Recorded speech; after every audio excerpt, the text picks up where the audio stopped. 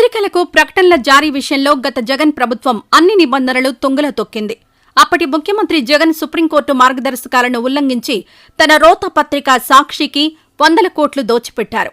ముఖ్యమంత్రి కార్యాలయం ఆదేశాలతోనే ఇలా ప్రజాధనాన్ని సంతర్పణ చేసినట్లు ఆయన హయాంలో పనిచేసిన సమాచార శాఖ కమిషనర్ విజయ్ కుమార్ రెడ్డి హైకోర్టుకు నివేదించడం గమనార్హం.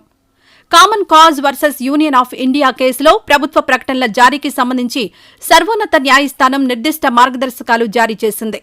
ఈ అంశంలో ప్రభుత్వ నిర్ణయం కొన్ని మీడియా సంస్థలకు మేలు చేకూర్చేలా ఉండకూడదని స్పష్టంగా చెప్పింది. సర్క్యులేషన్ను ప్రాతిపదికగా తీసుకుని ప్రకటనల జారీలో అన్ని పత్రికలకు సమాన అవకాశాలివ్వాలని చెప్పింది.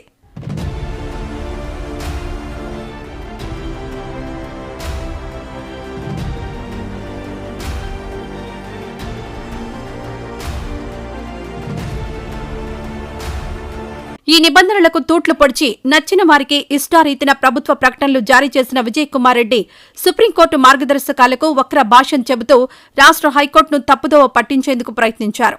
అడ్డగోలుగా జగన్ పత్రికకు ప్రకటనల టారిఫ్ పెంచేసి 100 కోట్లు చెల్లించేసి ప్రకటనల జారీ విషయంలో చట్ట నిబంధనల మేరకే వ్యవహరించామని ఒకవైపు చెబుతూనే మరోవైపు సీఎంఓ ఆదేశాలకు అనుగుణంగా నడుచుకున్నామని ఈ ఏడాది జూన్లో దాఖలు చేసిన అఫిడవిట్లో పేర్కొన్నారు.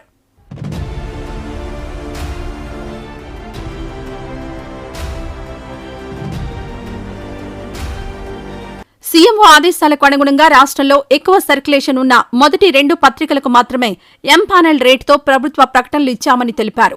సర్క్యులేషన్లో మొదటి స్థానంలో ఉన్న పత్రికకు మించి అడ్డగోలుగా రోత పత్రికకు ఎన్నో 100 కోట్ల విలువైన ప్రకటనలిచ్చారు.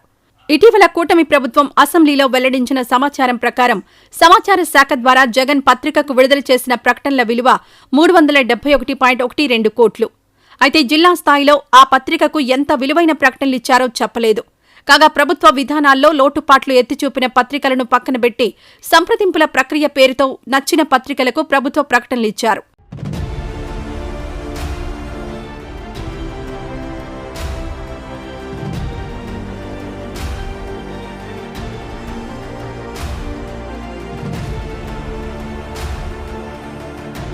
సుప్రీంకోర్టు మార్గదర్శకాలకు వ్యతిరేకంగా తీసుకున్న నిర్ణయాలను కప్పిపుచ్చుకునేందుకు సంప్రదింపుల ప్రక్రియ ద్వారా ప్రకటనలు జారీ చేయడం ద్వారా ప్రభుత్వ ఖజానాకు 100 కోట్లు ఆదా చేశామంటూ హైకోర్టును తప్పుదోవ పట్టించడానికి విజయ్ కుమార్ రెడ్డి ప్రయత్నించారు.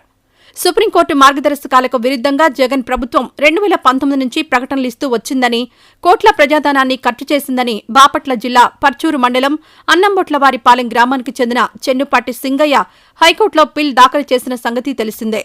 ఈ వీడియో నచ్చితే లైక్ చేయండి, షేర్ చేయండి. మరింత సమాచారం కొరకు మా ఛానల్ను సబ్స్క్రైబ్ చేయండి.